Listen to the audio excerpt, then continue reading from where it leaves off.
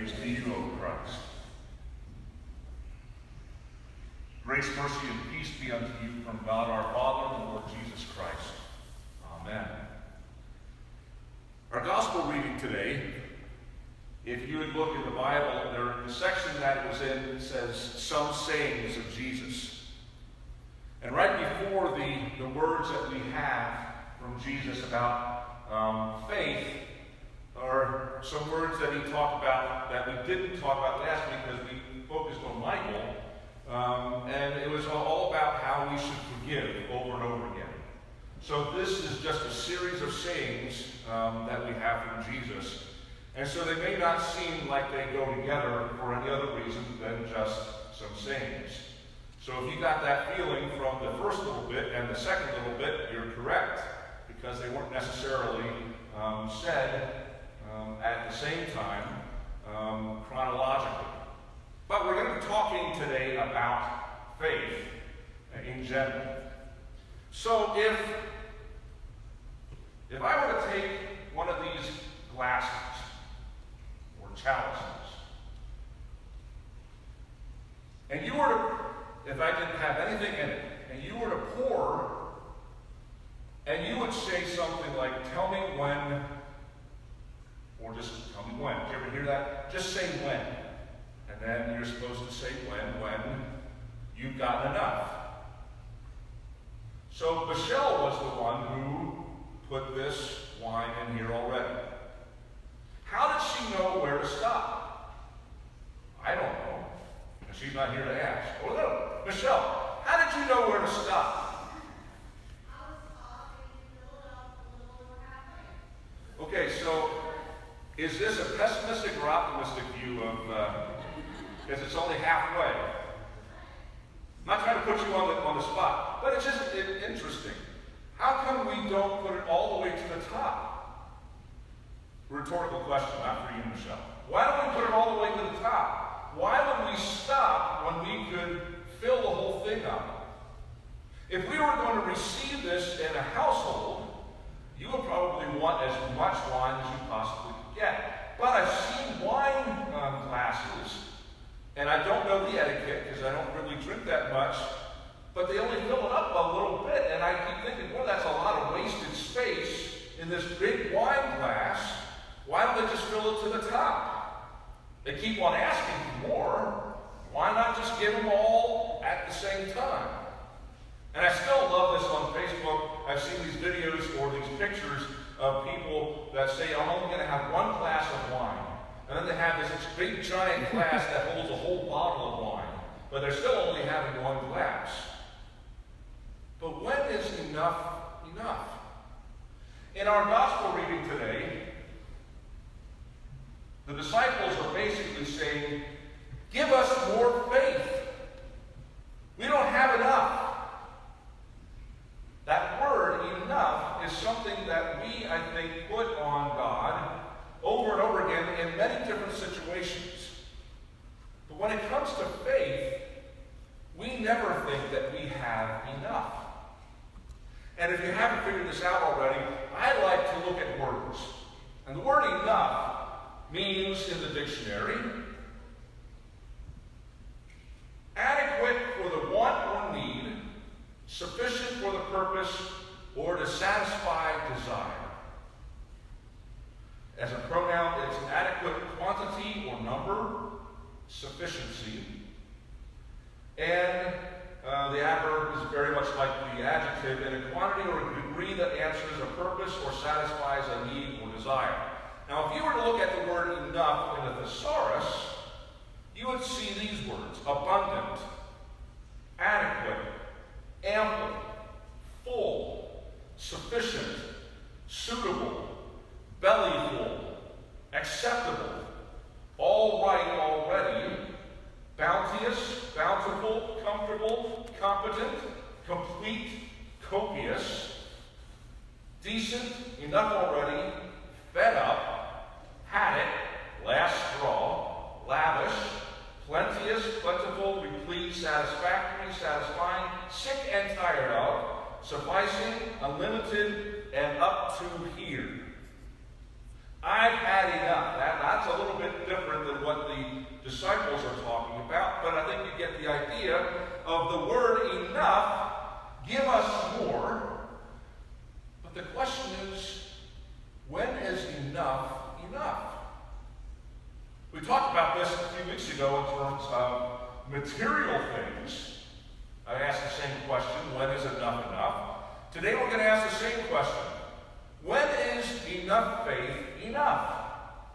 Obviously the disciples didn't think they had enough, otherwise they wouldn't have asked for more. And in asking for more, they might have thought that they weren't doing a good enough job at the level that they thought they had. And so Jesus comes back with a retort.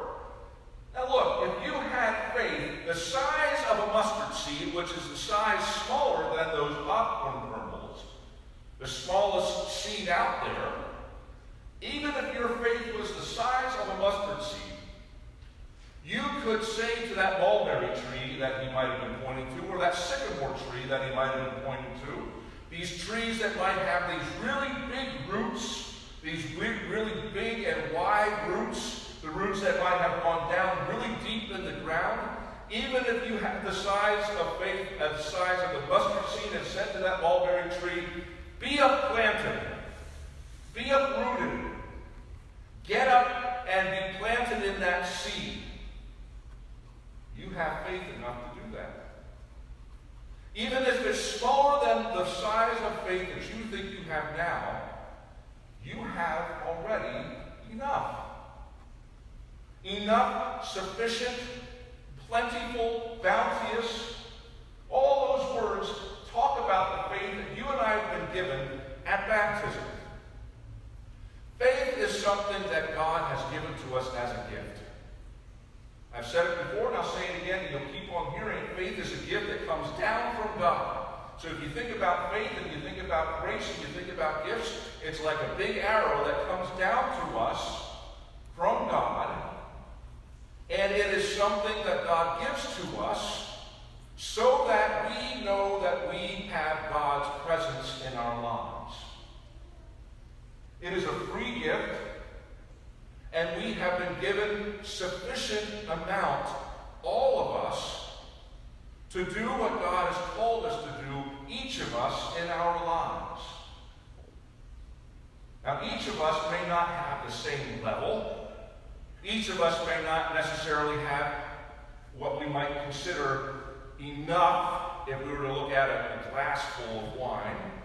Some we may think, like the disciples, that we need more because we're in a situation where we think conceptually and concretely that if we only had a little bit more, we could do that much more in our lives.